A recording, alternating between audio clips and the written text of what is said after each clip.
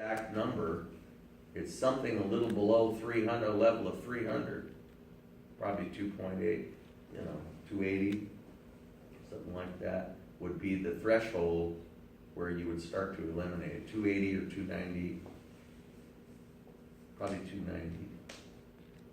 If it's 290, you're gonna come up with, 3 times 290, what's 3 times 290?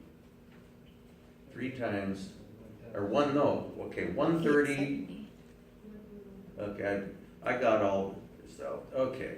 So if you have 3 milligrams per milliliter, and that 3 times 130 is 390.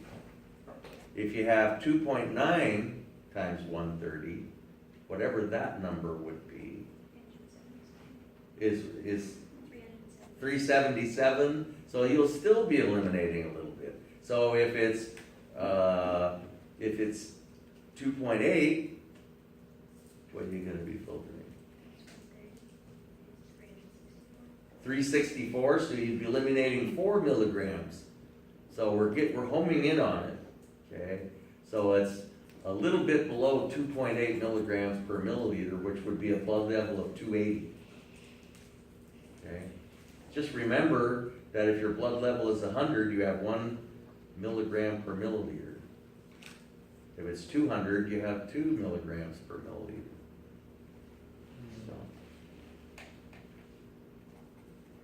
So that was the urine formation, the 2 main steps of urine formation: glomerular filtration and tubular reabsorption.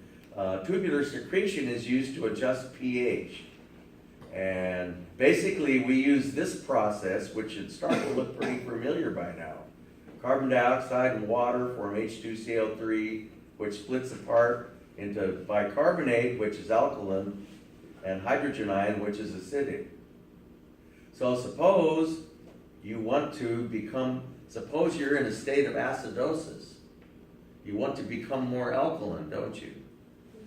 If you want to become more alkaline, you'll pump hydrogen, you perform this transformation, and these tubule cells have the enzyme, carbonic anhydrase, that causes this to happen, and you can put these 2 ions in either direction. You can either make the hydrogen ion go into the urine or make the hydrogen ion go into the blood, depending on what you need to do. If you're in a state of acidosis, you don't want the hydrogen ion to go into the blood, you want it to go into the urine, and the alkaline bicarbonate goes into the blood. You can turn that around if you're in the state of alkalosis. You want to become more acidic, you would send the hydrogen ion into the blood and the bicarbonate into the urine, see? You can flip it either way you need to go. And this is what the kidneys do to help regulate pH. It's a lot slower than regulating breathing rate though. But if the problem is caused by the lungs, the kidneys have to compensate. They're all that's left to compensate. Here's another one that shows the same thing: tubular secretion. I don't want to say too much about renal clearance. The only people that really care about renal clearance is urologists. And if you have a problem, renal clearance is used to measure kidney function. And it's basically the amount of blood plasma that can have a given substance completely removed from it in 1 minute. So a healthy person, does that person remove any glucose? No. So the renal clearance of glucose would be 0. Okay? However, consider our person that was eliminating 160 milligrams per minute. Okay? Our hypothetical diabetes patient who possessed a blood plasma level of 4 milligrams per milliliter exhibited a glucose clearance of 40 milliliters per minute. Okay? Because 4 times 40 is 160. This person was eliminating 160 milligrams per minute. And if each milliliter had 4 milligrams, that means that 40 milliliters were having the glucose completely removed per minute. Okay? And so only people with very high glucose levels have a renal clearance for glucose. They typically, urologists typically use a substance called inulin, which is very convenient for measuring renal clearance. And they use it to elucidate renal function, whether your kidneys are working very well or not. So, okay, so anyway, our person was eliminating that much and had a blood level of that, and so the renal clearance was 40 milliliters per minute. Okay, so much for that. So that is urine formation, but the kidney does a whole bunch of other stuff, okay? The primary other function that we're gonna talk about with regard to kidney function is water retention. And we've talked before at some length about obligatory versus facultative water retention. Okay, we're going to talk about it, really look at it now, and really see what's involved with both obligatory and facultative water retention. And the amount of water that you have in your blood vessels is very important because it has everything to do with your blood pressure. The more fluid you put in one place, the higher the pressure is going to be. And it's our kidneys that basically, if you have a problem with long-term high blood pressure, it's almost always that you're retaining too much fluid. And it's the kidneys that are secreting too much of something, or there's too much of something somewhere being secreted that has to do with water retention. So 2 types of water retention. We'll talk about obligatory water retention first. This type of control regulates the retention of 95%. It's the 95% that you always gotta have. And they say if you lose too much liquid, you enter this condition called severe dehydration. That means you've tapped into obligatory water retention.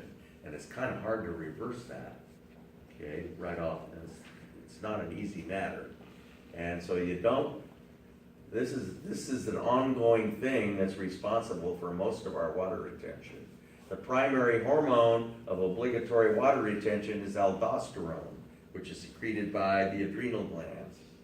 Aldosterone causes us to retain sodium ion in the nephrons, to retain sodium ion, okay? And water follows sodium.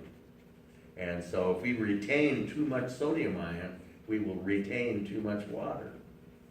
And you'll tend to have high blood pressure, okay?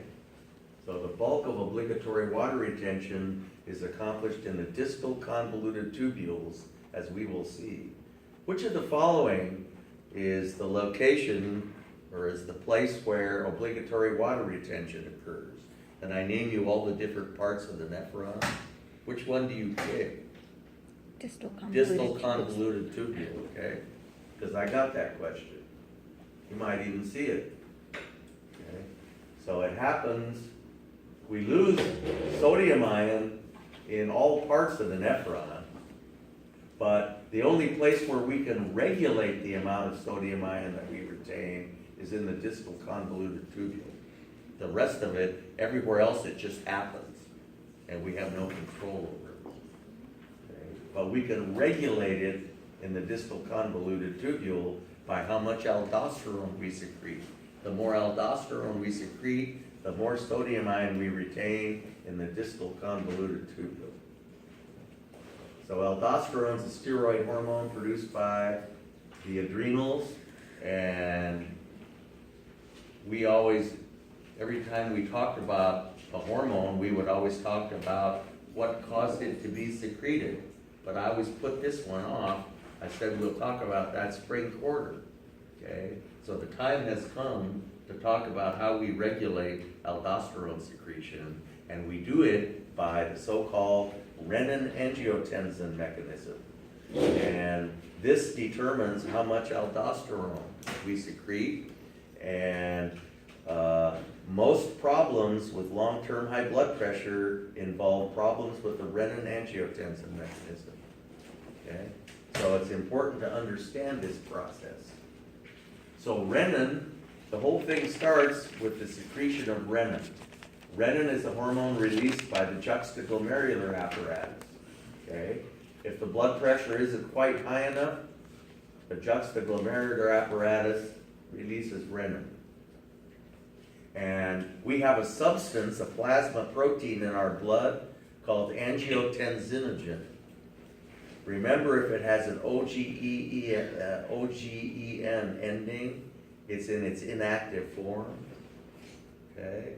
So this is one of the zillions of plasma proteins that we have in our blood. On a whole blood always contains some angiotensinogen, which normally doesn't do anything, but in the presence of renin, renin catalyzes the conversion of angiotensinogen to angiotensin 1. Okay? Angiotensin 1 is spontaneously converted to angiotensin 2 by an enzyme called angiotensin converting enzyme, which is present in the lungs. Okay? And people get tired of saying that, so they just call it ACE. Angiotensin 2 raises your blood pressure in two different ways. It causes aldosterone to be released, and it's a potent vasoconstrictor. So this is a potent hypertensive, a raiser of blood pressure. Okay? Individuals who produce excessive renin or angiotensinogen tend to exhibit high blood pressure because they wind up making too much angiotensin 2. Okay? The first family of blood pressure meds to come along that affected this system were called ACE inhibitors, and they've been around for a long time. They're quite inexpensive these days. They have generic names that always end in pril, like captopril, lisinopril, benzapril. Okay, and there they are, the ACE inhibitors. Cheaper than dirt, because they've all gone generic. Okay, another family came along about 10 years later that block angiotensin 2 receptors. They're angiotensin 2 receptor antagonists. And maybe you've heard of Diovan, which still hasn't gone generic, so it's very expensive. Okay, it works pretty well though. And these drugs are just about without side effect for most people. So much unlike some of the previous generations of blood pressure meds, very few side effects with these. Diovan probably works better than the other two. Okay, and now in the last 5 years, another one has come out called a new family called direct renin inhibitors that inhibit renin, inhibit the function of renin. And the prototype is one called Aliskiren. Okay, so, and that is the generic name for Tecturna. It prevents the conversion of angiotensinogen to angiotensin 1 because that was catalyzed by renin. And if you inhibit renin, you prevent this conversion. And I bet you these are real expensive. Okay? So, in summary, we have this substance in the blood called angiotensinogen. The juxtaglomerular apparatus secretes renin, which catalyzes the conversion of angiotensinogen to angiotensin 1, which is then converted to angiotensin 2. And angiotensin 2 stimulates the adrenal gland to produce aldosterone. And it's also a potent vasoconstrictor. Okay. Excuse me? Can I please have my desk and leave? What? Oh, I'm quite sorry.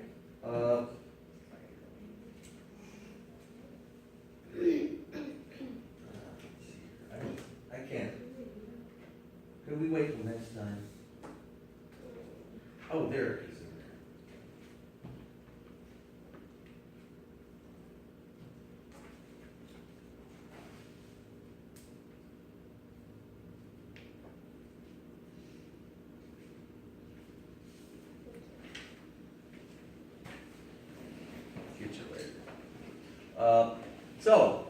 The renin-angiotensin mechanism stimulates the release of aldosterone by the adrenal cortex, which causes the kidneys to reabsorb sodium ion, and water follows sodium ion. Okay, so this is stimulated by aldosterone, active transport of sodium ion back into the blood, and water follows sodium ion. Here's another little box picture that shows how renin causes the conversion of the creation of angiotensin II, which is a potent vasoconstrictor and also causes water retention by the kidneys. And that's obligatory water retention. Okay? So, water follows sodium ion. Most of the sodium ion we retain, and most of the solutes that we reabsorb back into the blood, do so in the proximal convoluted tubule. Only 7% of our sodium is reabsorbed in the distal convoluted tubule, but we can regulate this, and it makes the whole difference. Okay, this is kind of the difference, the margin between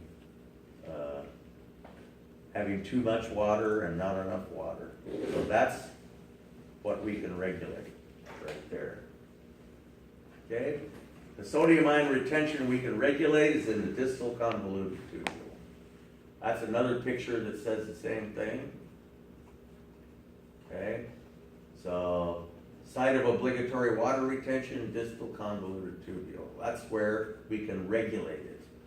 Everywhere else, it just comes back in. Okay? Diuretics inhibit tubular reabsorption of sodium ion everywhere in the nephron.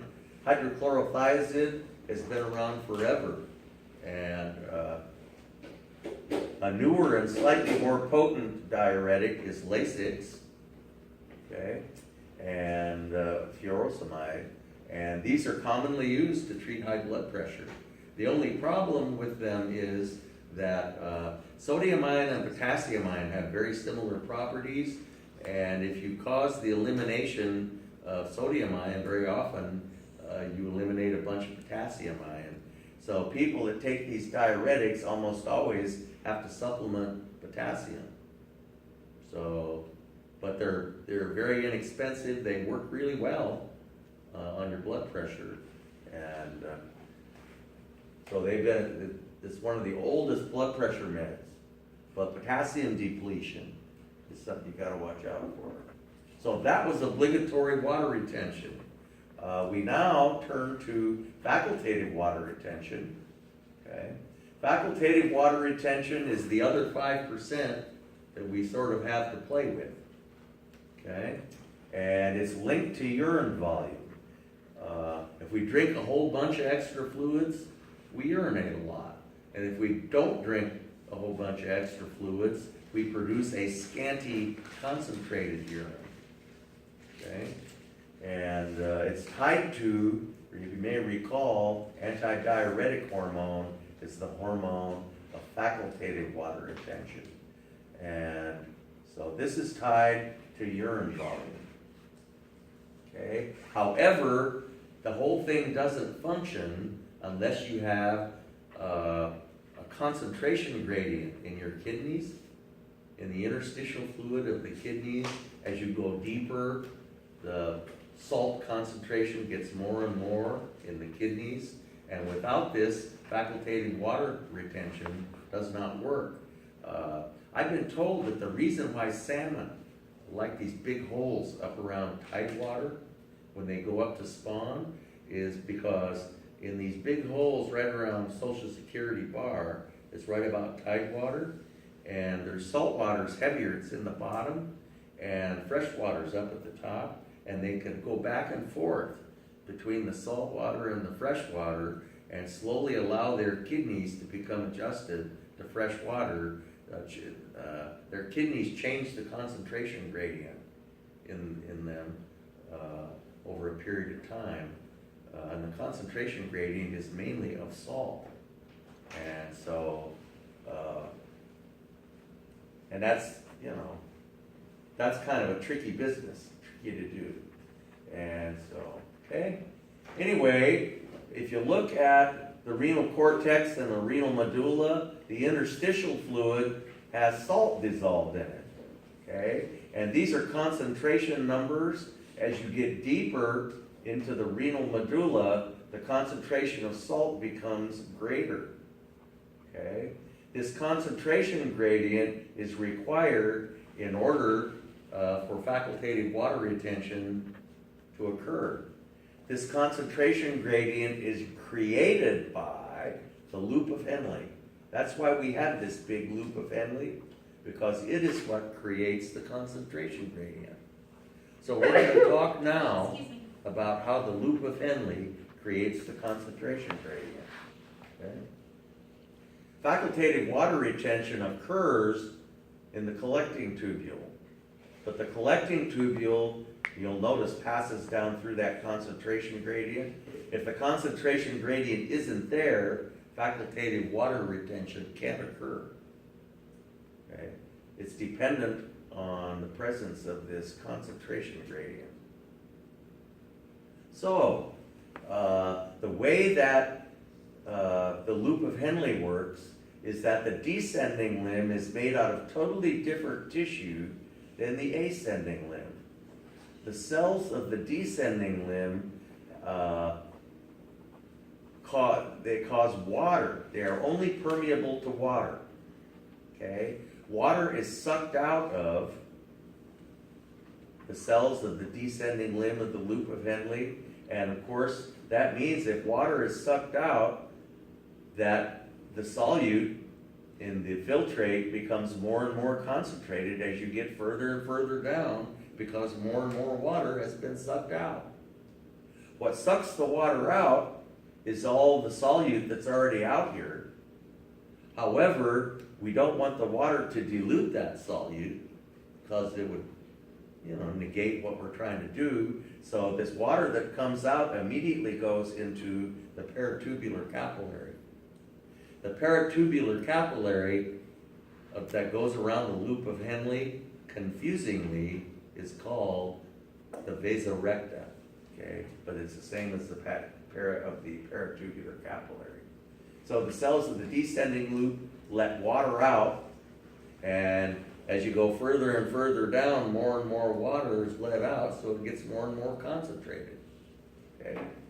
The cells of the ascending loop have but one function also. They're impermeable to water, but they pump salt out. Okay? So we've been concentrating the salt as we went down, and now we're going to pump it out as we turn the corner and start going back up. We'll pump more out at the bottom because there's more to pump out, because it's more concentrated. Okay?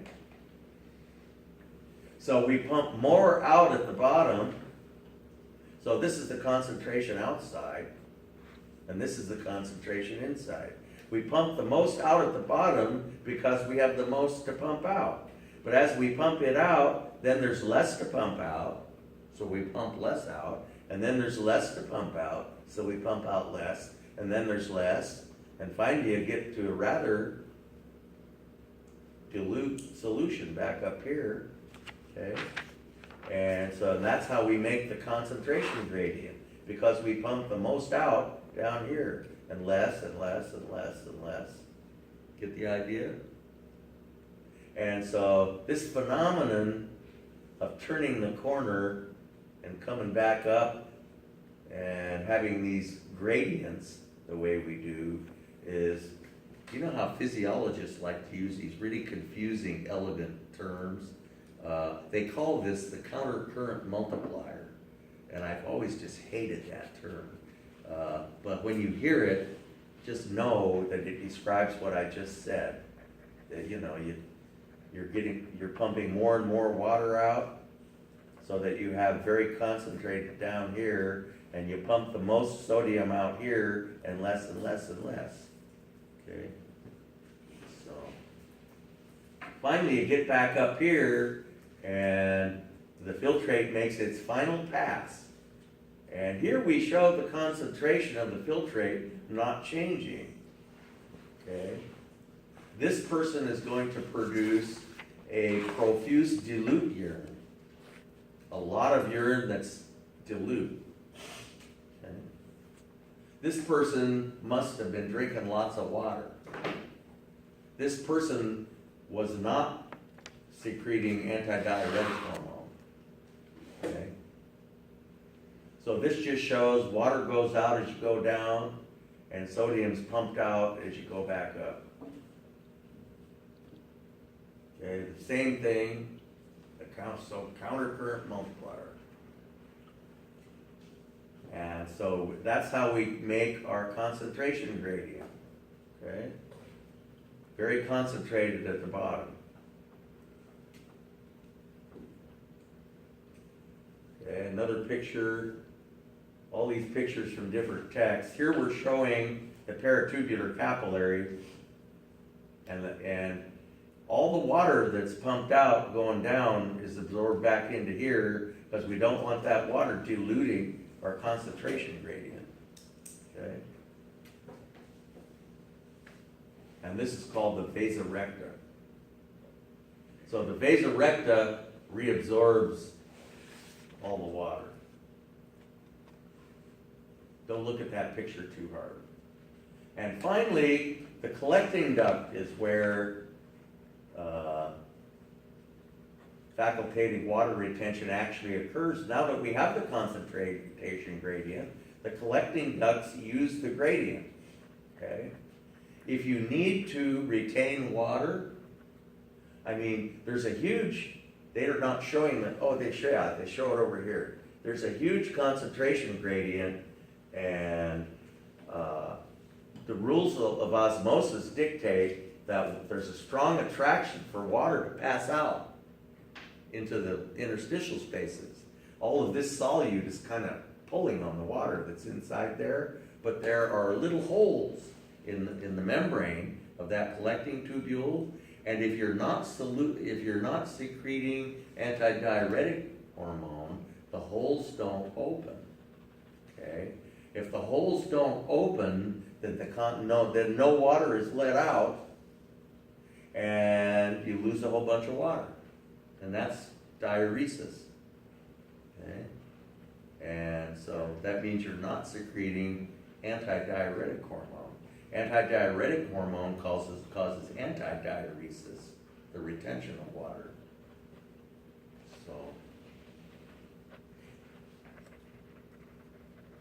So when ADH is secreted, the pores in the collecting tubules open, and fluid passes from the filtrate into the interstitial fluid, and subsequently into the vasa recta, which is the blood, which means you retain it in the body. Okay? So the countercurrent multiplier creates the concentration gradient. So, is this person secreting any antidiuretic hormone? Well, if we were so overhydrated that we had no ADH, then as the fluid makes its final pass down here, the holes don't open. We're not secreting ADH because we drink gobs of water. Okay? And so the holes don't open, and it remains dilute all the way out, and we produce a profuse dilute urine. Okay, and we're all familiar with that. So, even though osmosis exerts a huge attraction for the water in here, it can't get out. Okay? When antidiuretic hormone is secreted, the pores open. ADH renders the collecting tubule more permeable to water. Okay? In the absence of ADH, the dilute filtrate passes out of the tubule without changing its concentration. This shows a little cell in the tubule that can transport water out in the presence of ADH. So, if we were so dehydrated that we're secreting lots of ADH, then as the filtrate makes its final pass, okay, water starts to pass out, and the filtrate becomes more and more concentrated as you proceed down the length, And the reason why we need a concentration gradient is because as you get towards the bottom, the filtrate is gonna be really concentrated, so you're gonna need a lot of solute out here to suck the water out. If the solute concentration isn't greater out here than it is in there, water won't pass out. Okay? So, as the urine is increasing concentration, you need the interstitial fluid to increase along with it. That's why we need the gradient. The gradient is involved primarily in creating a concentrated urine. And that's, after all, that's facultative water retention, is when we retain the water and create this scanty concentrated urine. Okay? That is facultative water retention. So you see why we need the concentration gradient. So the loop of Henle created it, and now we use it, and facultative water retention occurs here. So the function of the concentration gradient is to attract water from the filtrate as it makes its final pass down the collecting tubule. Okay? And there we see a scanty concentrated urine. Okay? Are we secreting ADH here? In this picture? Yeah, because remember, it's ADH that makes the holes open.